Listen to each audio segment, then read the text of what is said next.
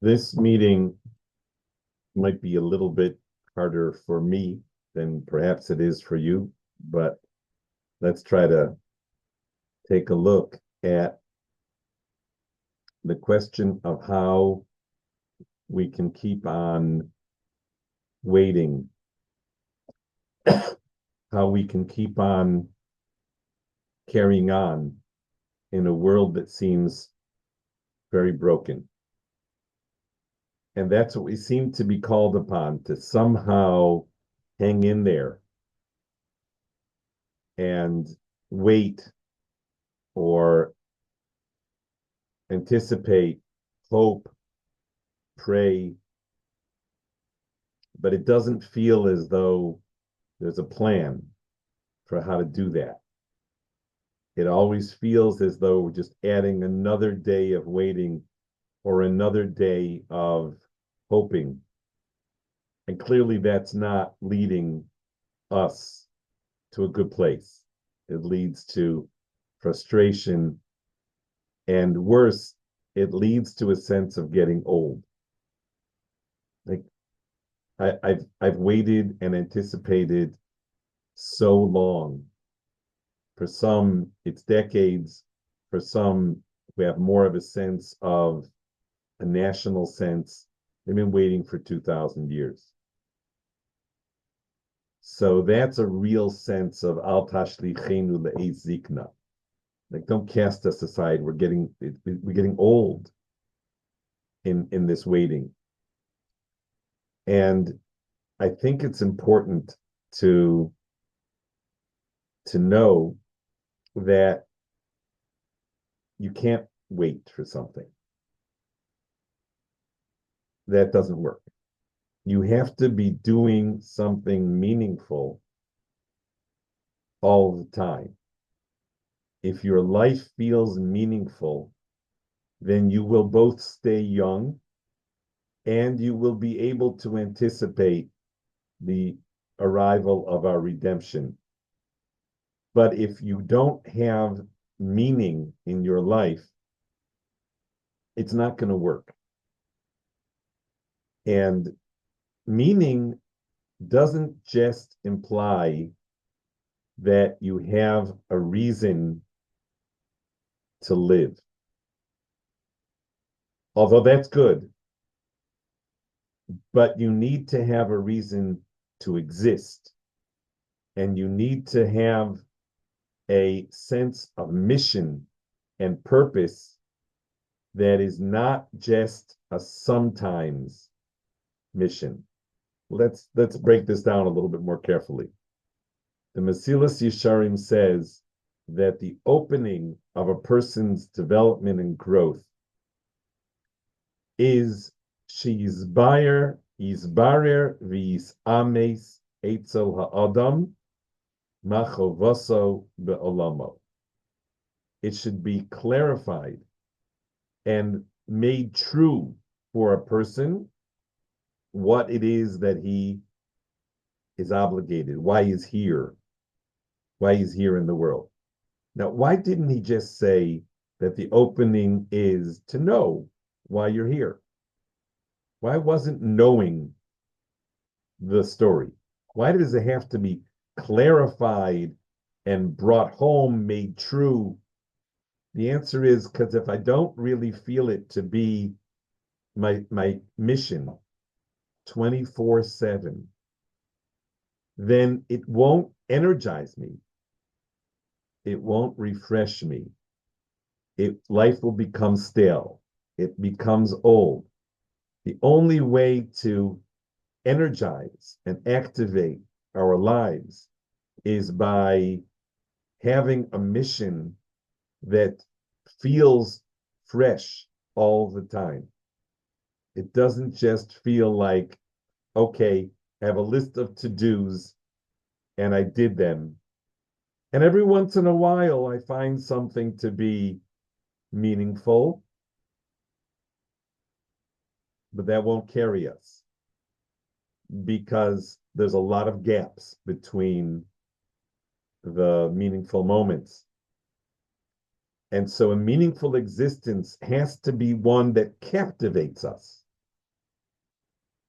that transforms us, that we wouldn't give up for the world, that gives purpose and meaning both to our lives and to our deaths. And that sense of meaning can only be had if we know what we're aiming for. And so the Mesilas Yesharim sets out this as the opening requirement for a person to feel engaged in this world. It's not just that he should know what he's supposed to do or what he's supposed to avoid doing. This is not about being a good boy or a good girl or avoiding being a bad boy or a bad girl. This is about having a mission that transcends the person's self and gives meaning to his existence in a way that allows him to endure everything because he doesn't feel as though he's suffering. It's not one of our expressions, but Nietzsche once said that a person with a why to live can endure any how. And there is a pull here. The forces of evil in the world, and there are forces of evil in the world, and we might refer to them any way we want, but those forces of evil, we'll call them the Yetzer, they would they strongly push for a person not to feel meaningful. The way that you see that, perhaps more than anything else, is from the fact that there's news. And the news is constant. The news is not just on a need-to-know basis. The news is constant. And the message that is contained in the news, the underlying unspoken message, Kluin said that the medium is the message. You are getting a message that says that you and your life are not news. We'll tell you about the newsmakers. You are not news. And the most devastating part of the story is that you can refresh this news. The thought is that somehow you're refreshing something when you refresh the news, but what you're really doing is you're driving home the message that your life does not have significance or meaning, that you are in a holding pattern, wishing, hoping, waiting, complaining, maybe even praying for the situation to be different. And that's not going to get you through anything, because the only existence that gives meaning to your life is an existence that is meaningful 24/7, that you wake up with it and that you go to sleep with it, that it ennobles you, that it empowers you, that it guides you, that it is not intermittent. It's very nice if I say that I find it very meaningful to help somebody who comes for assistance. I find it very meaningful to help somebody. How much of the day is that? On a good day, could be a few hours. I don't go to sleep with it. I don't wake up with it.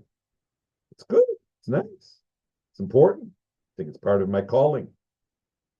But it's not going to provide the energy to be able to be continually fresh. The term that we use for this is ra'ananut.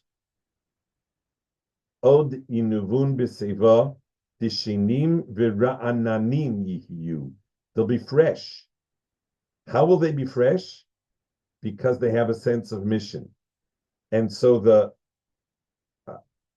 Mesilas Yesharim gives us a couple of guidelines for what gives a person a sense of mission. So whatever that mission is, it must bring me closer to Hashem. There's a sense of dveikut. There's a sense of connection between myself and Hashem, and that is 24/7. That's not just intermittent, and it's certainly not 2 or 3 days a year. That is a 24/7. Well, that's going to require a lot of work, because the message is that that's a hobby. The message is that that's not a 24/7 occupation. That's a hobby. It's a nice thing to do, but you've got lots of other things to do.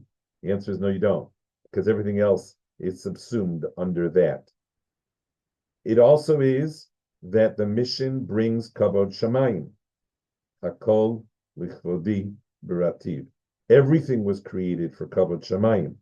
So the mission, in its global sense, always involves kavod shamayim.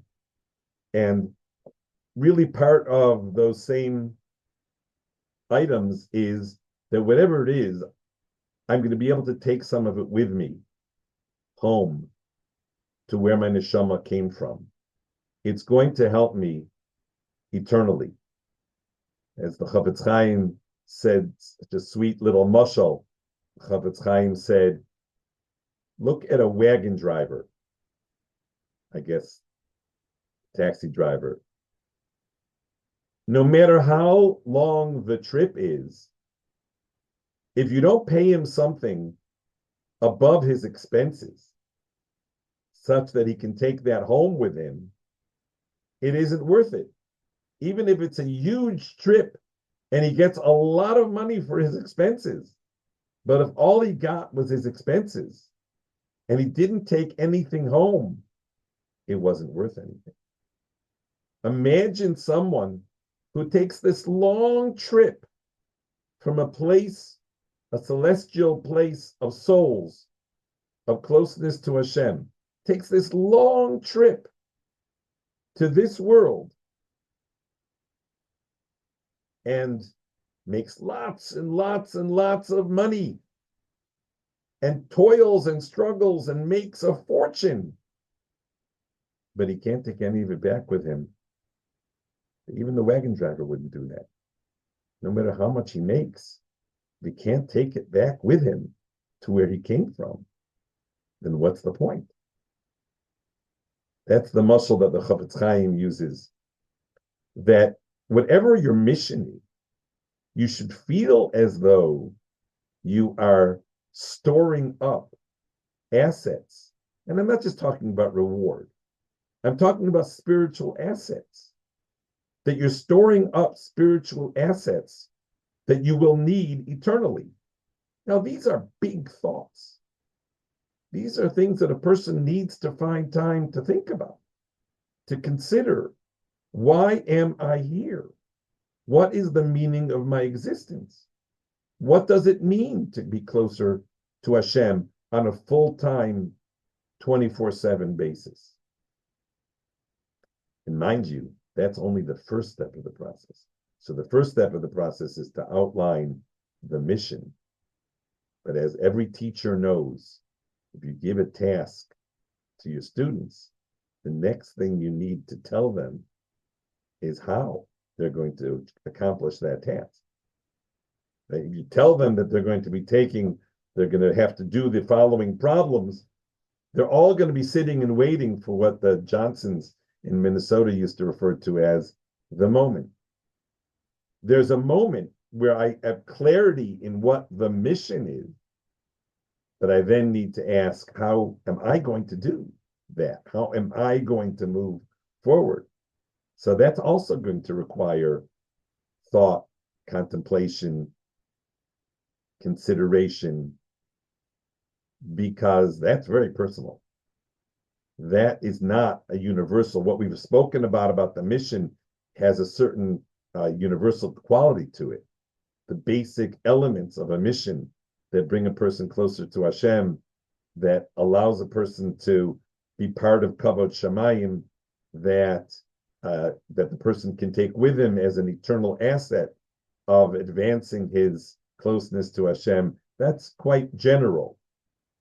Bringing it home to the person himself, how am I going to do that? Well, that's a moment, and that's a moment that requires considerable thought. So the way that we manage this seemingly interminable wait for redemption is by shifting our attention away from redemption and into mission and meaning. And the reason why I say that this is news is because historically, a person was able to get away with a little bit of meaning in his life. A person was able to get away with doses of meaning, periodically feeling meaningful. I mean, there are people whose religious lives are satisfied by coming 2 or 3 times a year to the synagogue and maybe even donating some charity and feeling that they've activated their religious experience. Historically, that worked. I don't know if it should have worked, but the situation allowed for it to work such that there wasn't this pressure of now you need to choose. You need to choose whether you're going to sit around waiting for the situation to get better, waiting, hoping, wishing, praying for the situation to get better, or you're going to engage in the thought process that the Mesilas Yesharim prescribes, which is really connecting with your mission that does not hinge on anything. And it certainly doesn't hinge on whether or not there's redemption. A person would certainly feel that his mission would be enhanced, because if closeness to Hashem is a integral part of the mission, then certainly when Hashem is revealed in the world, that mission is going to be exponentially increased, because now his closeness to Hashem is palpable. He can feel it, he can see it. Certainly a person should be looking forward to that. But it's important to notice the Chazal don't talk about mechake li Yeshua. They talk about mitzape li Yeshua. Now, the Rambam uses the word mechake. I don't know if it's an accurate translation of the original Arabic. I'm not sure. I don't have enough expertise to answer that. But the Gemara, when it talks about redemption, talks about mitzape. Were you mitzape li Yeshua? Mitzape is different than mechake. Mechake implies, like the old story about the guy who comes to the town, and as he approaches the town, he sees a man sitting out there on the road, and he recognizes him from his youth. He says, Yankel. He says, no, it's so nice to see you. What brings you out here? He says, well, I have my job. He says, well, what's your job? He says, my job is to stay out here and wait for the Mashiach. And when the Mashiach comes, I run back into town and I tell the elders of the town and the Rav, the Mashiach has arrived. He says, really? That's your job? That's wonderful. Tell me, how is it? Does it pay? Does it pay well? So it pays not so great, but the work is steady. So the idea is not to be a mechake, to be standing there waiting. The idea is to be a mitzape, because it will enhance the mission. It will exponentially increase and improve and clarify the mission. It will allow me to do what I'm doing now on steroids. The mission is Dveikus B'Hashem, well then Yeshua will be exponentially greater. So, unfortunately, the media and the world around us is absolutely fine with our having low dose meaning and lots of waiting, with the message that our lives are somehow on hold until the mission of redemption has somehow miraculously happened. And the message that we're talking about today is grabbing on to the difficult work of analyzing and clarifying she's buyer v's ames, that make it absolutely clarified to the point where it empowers the person to go about the mission that he was given, not just the mission that he perhaps can do from time to time, but the mission that ennobles him 24/7.